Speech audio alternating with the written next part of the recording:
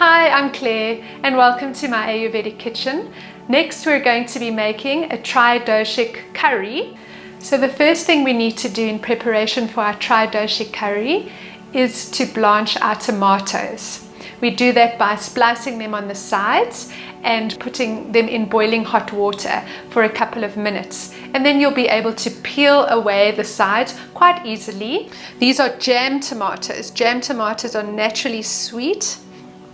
Traditionally, jam tomatoes can be bought at an Indian store.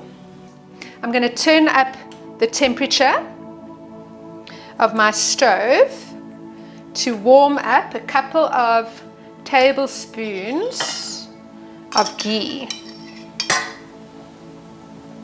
Ghee or clarified butter has a slow melting heat so as not to burn our spices. So the trick here to making your vagar is you're going to start with your whole spices first. So to start, I've got my whole mustard and my whole cumin seed. And you can already hear the lovely sounds. So we're waiting for the mustard to pop.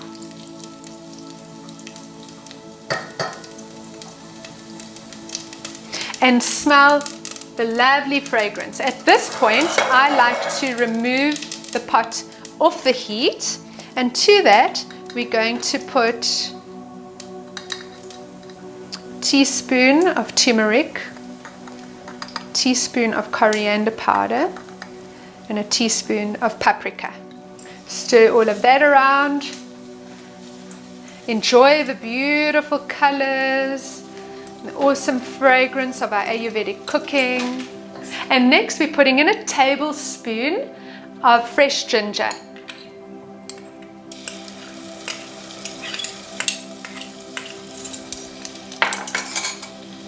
Giving that a stir around. And next we'll add in the vegetables. I've got green beans, carrots, and then I've put in some sweet potatoes. Adding those into the mix, stirring it all around. We've layered our spices and added our vegetables, and next we're going to add the jam tomatoes. Bringing it onto the heat.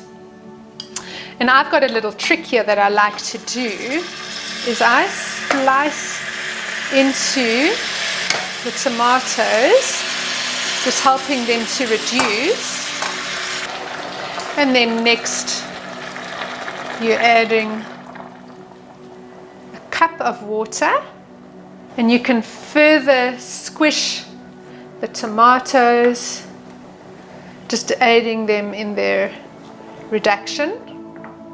Make sure that all the vegetables are submerged. So before putting the lid on and cooking for 15 to 20 minutes, let's add a bit of salt.